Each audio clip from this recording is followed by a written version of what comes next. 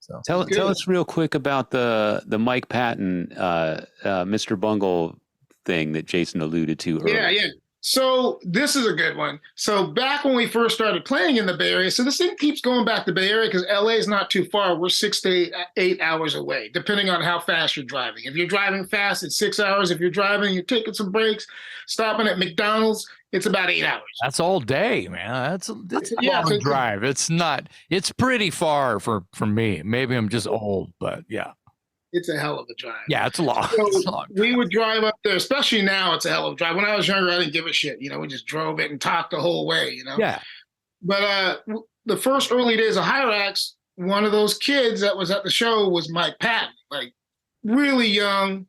I didn't know he was going to be what he became. I just saw this kid. He'd be so early at our shows before anybody. Like we would be loading into either the on Broadway up in San Francisco. Yeah, I played there.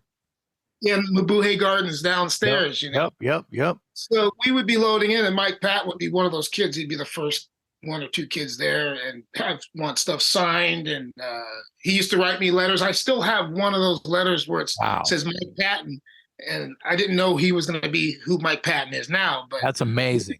But that's what's even more amazing, that he remembered once he got bigger that he can hand pick whatever when he does shows. So I got this message from his manager, and I did. This is what's funny. At first, I didn't reply back. I thought it was a joke. Nobody helps anybody out anymore. Who's going to help us with a gig? So I look, and my wife goes, "You should." My wife's always the smart one. I tell you that. If it wasn't for her, half the Hirax shit would probably not happen.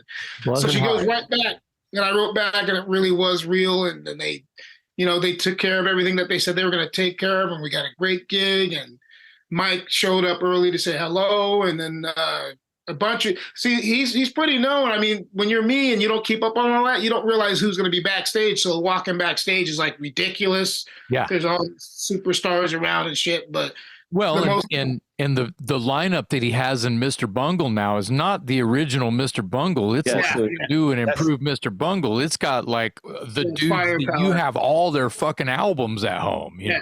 And so then that's what's all backstage with all these friends of theirs and stuff. But like I said, this whole thing's kind of been a journey for me to do these things, and it's like, even though it's many years later, the rise is still there. It's just crazy. Or people that are turned on to your music that you have no idea about. Like, so I'm walking, and then there's Robert Trujillo.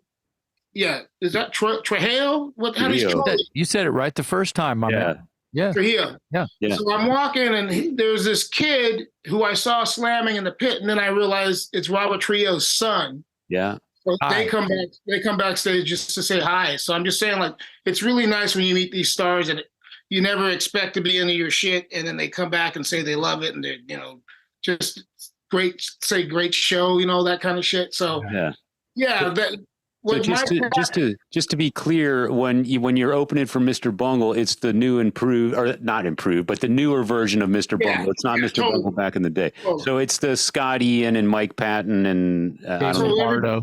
Everybody in their mom's backstage. But what I love about Lombardo, he was still learning the set. He was still he had himself locked in the room, still going over the set.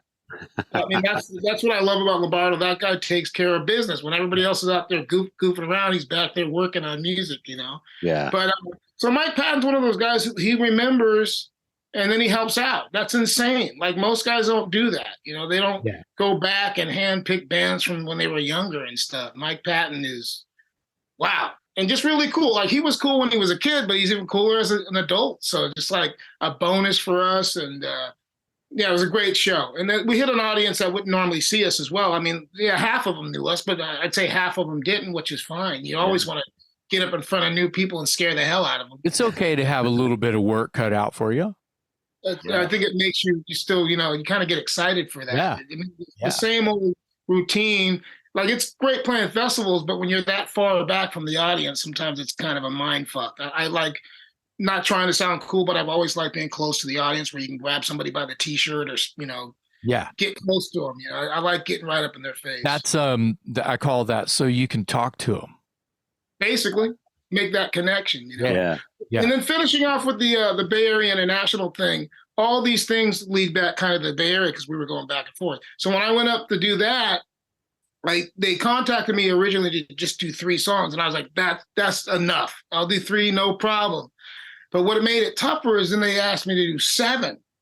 And like I said, I'm not really a covers guy. I don't like sit there and go over Metallica lyrics every day because I love those guys, but I've heard those songs so many times. It's just I'm not sitting around reading the lyric sheet. But so to do that, I had to learn a couple of Metallica songs, a couple of Exodus songs. They gave you some homework.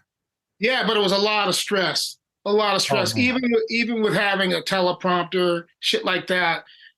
And I'm like, how are these guys going to handle these fast thrash songs? Because teleprompters, when they're handled by a human, unless they've been going over the songs. So I don't really want to get into that. But I'm just saying teleprompters, unless you have a person that really knows the tunes, you got to know your stuff. Yeah. And we're doing songs like Whiplash. We're doing Mechanics. You're the first person I've actually talked to about this. But it had me really, it was tense because even leading up to that, I was always going over lyrics here at the house.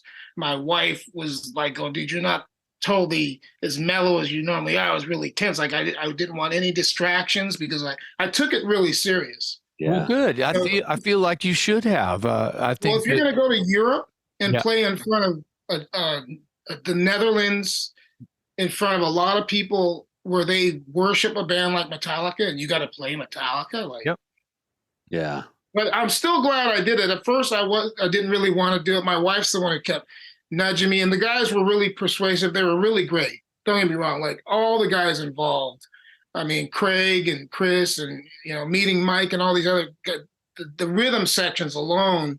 The bass player was awesome. They had 2 bass players, Matt and Harold O. You couldn't have gone over with better musicians and people. Like they were amazing. It was just really.